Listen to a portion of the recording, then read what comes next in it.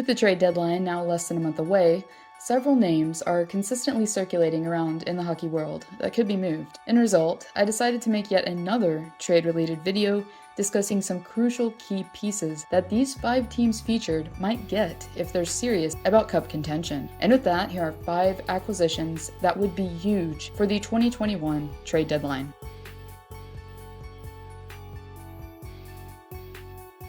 Well, it's really no secret that Winnipeg could use a stable puck-moving defenseman to help eat minutes and stabilize the back end.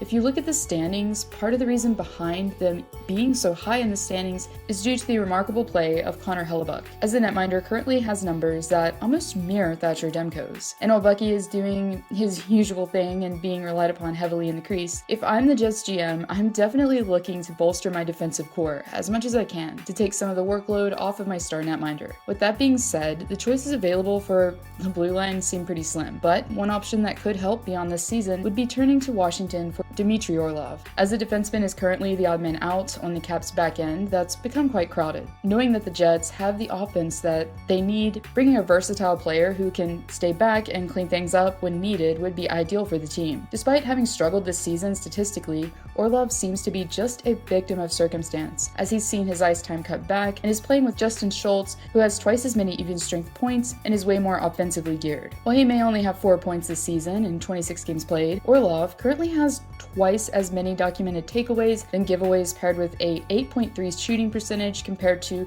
the 3.8 from last year. Therefore, the stats suggest that he's not bad offensively or really regressing, as I mentioned. He's just not really being relied upon necessarily for secondary scoring. With that in mind, the 29-year-old is currently in the middle of a very front-loaded contract, meaning that the next 2 upcoming seasons, his total salary would only be $3.3 million. If the Caps are potentially looking for forward depth for the bottom 6, a trade might be worth it in the end for both parties.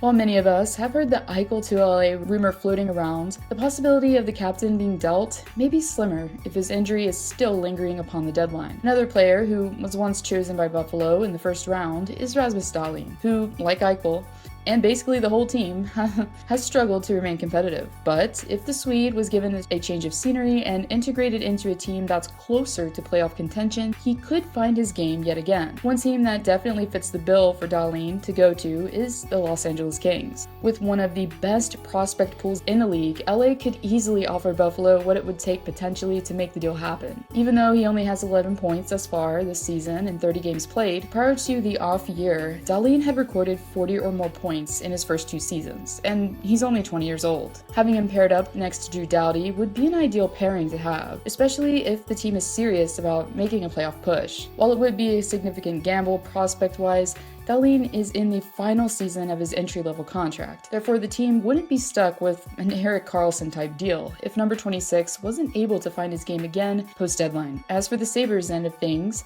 I have a feeling that no one is really safe in Buffalo at this point, not even a former first overall pick.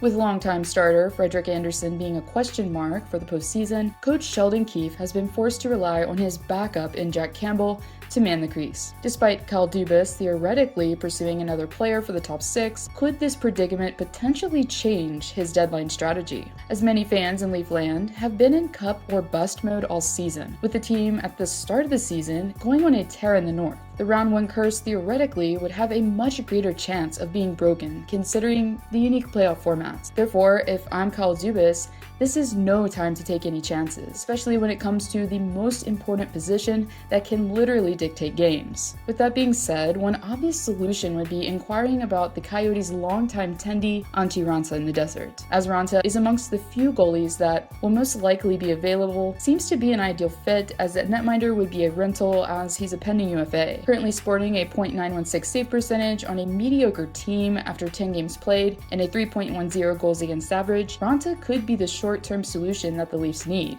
while they figure out what they're going to do with Andersen. Throw the Coyotes some draft picks that are equal value, and it could be a deal that benefits everyone in return.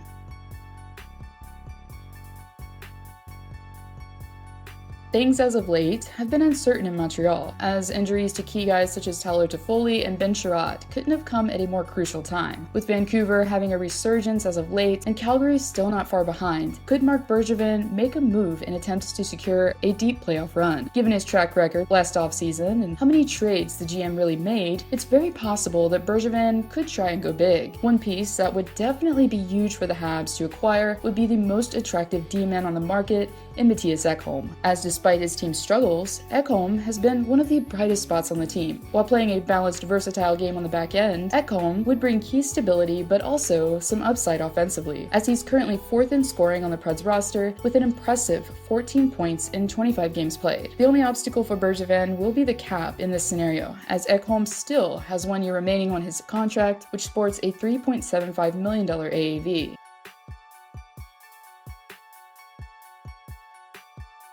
Last video, involving trades, we talked about the possibility of Nick Felino going to the island and playing for Lou Lamoriello. While that would definitely be an ideal fit for the captain, it's more likely that the Islanders will be forced to look elsewhere in order to replace their captain Anders Lee, who went down with injury. Therefore, considering the fact that Buffalo is definitely going to be open to offers for the forward, he's a left wing, and his previous success in New Jersey, could Lamoriello take the plunge and go for the former Hart recipient? As Hall would likely complement first-line center Matt Barzal, who is a playmaker that's talented at creating space and diversions, similarly to Jack Eichel. Knowing that the Islanders see themselves as cup contenders as they should be, this deal would make logical sense if they're looking to go long. Hall, who will be a pending UFA, would be a rental, and the Isles do have some long-term injury relief due to the Lee injury. Therefore, it's totally doable, especially when it comes to the fact that Lou will be making the deal.